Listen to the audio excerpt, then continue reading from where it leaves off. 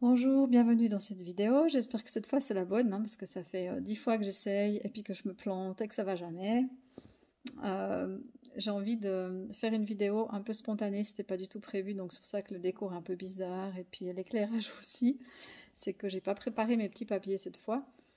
Euh, J'aimerais parler de la présence à l'autre, l'importance de la présence à l'autre.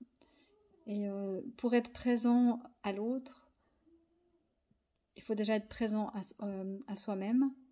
Et puis aussi, surtout, être capable de voir quelles sont nos peurs, parce qu'on est souvent dans la projection, parce que l'autre nous renvoie à des parties de nous, des parties qu'on ne veut pas voir, et que c'est pas facile de savoir où est-ce qu'on se situe, en fait, en fonction des enjeux relationnels qui sont en, en train de se jouer dans la rencontre.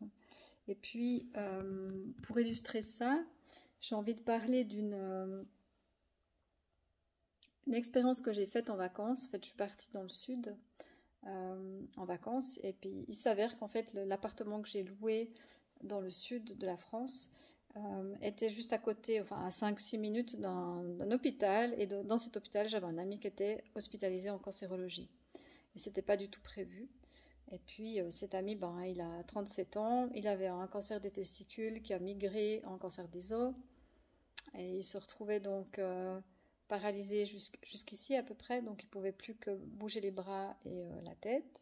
Et au moment où on était là, il avait une infection bactérienne, ce qui a fait que, évidemment, quand j'ai su qu'il était là, ben, je me suis dit que voilà, j'étais appelée à y aller, à aller le voir.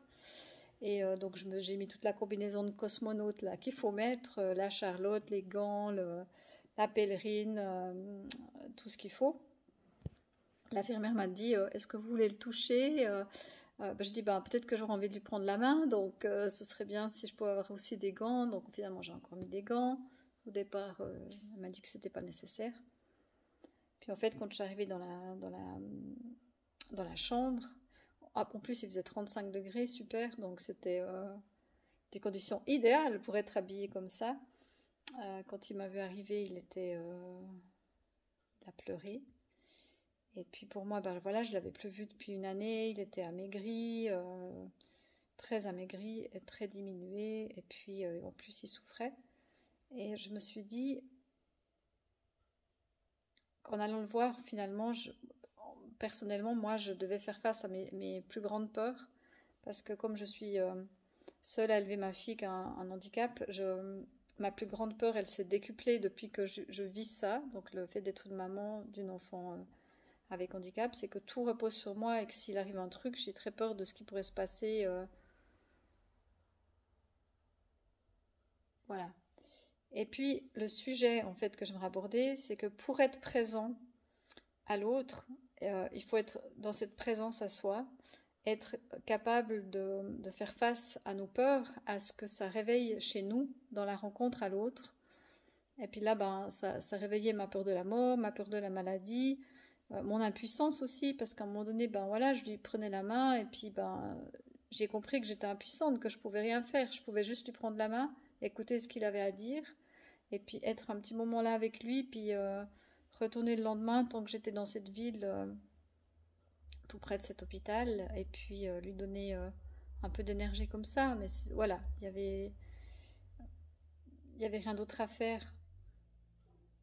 Et je trouve vraiment très triste le nombre d'histoires que j'entends autour de moi de personnes qui préfèrent se débiner plutôt que d'être présent dans la vie de quelqu'un parce que ça réveille un certain nombre de peurs ou la facilité aussi parce que ben voilà il y a des enjeux qui peuvent faire que des fois ben ça réveille des choses comme là ben principalement ben, quand je l'ai quitté la première fois que je l'ai revu donc, dans cet hôpital, toute la nuit j'ai fait des cauchemars, hein. Je voyais sa tête toute maigre, qui était pas bien, qui m'appelait à l'aide, puis que je savais pas quoi faire, et puis ma peur de la mort, et puis tout a tourné toute la nuit, j'ai vraiment super mal dormi.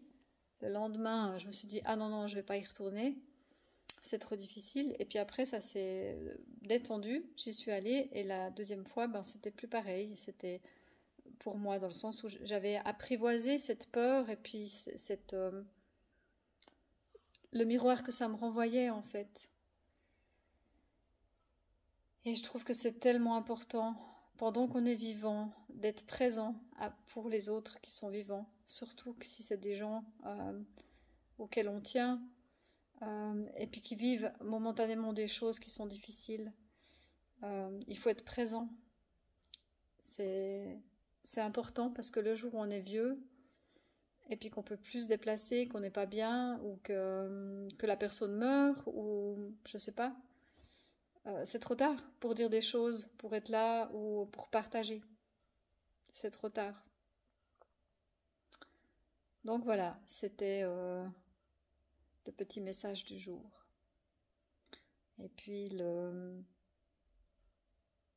moi, après cette expérience, je me suis sentie grandie parce que j'ai pu amener un tout petit peu de présence à cet ami dans un moment qui était très difficile dans sa vie. Et c'était spontané, c'était pas du tout, ça s'est pas fait comme ça. Euh, et puis pour la petite anecdote, pendant ces vacances, j'ai eu encore plein d'expériences de ce genre. J'étais à la plage avec ma fille, tout à coup il y a un monsieur qui vient vers moi, il avait des larmes plein les yeux, et il me dit je vois votre fille, et ça me fait penser à mon fils que j'ai perdu d'une sclérose en plaques quand il avait 17 ans. Et cet homme était plein de résilience. C'était pas un homme qui disait ah c'était terrible, voilà j'ai souffert. Il disait que c'était évidemment une expérience très douloureuse, mais que c'était la plus belle aussi qu'il ait pu vivre en intensité au niveau de tout ce que cet enfant a pu lui apporter au cours de ce cheminement en commun. Après, je vais boire un verre sur une terrasse ailleurs, et j'ai la serveuse qui me parle de son père, qu'elle a perdu très jeune, qui est mort d'un cancer, et hop, des larmes plein les yeux, elle part. Enfin, toutes les vacances, il y a eu cette espèce d'ouverture comme ça, de ce qu'on est dans notre essence, et puis je pense que j'offrais cet accueil en fait voilà, pour que les gens puissent s'ouvrir et être là. Et en même temps, j'avais cette présence en moi. C'est une espèce de canal comme ça qui relie les gens. Et j'ai l'impression que plus on est dans cette présence à soi et à l'autre, plus c'est comme si des portes s'ouvraient avec des vraies rencontres.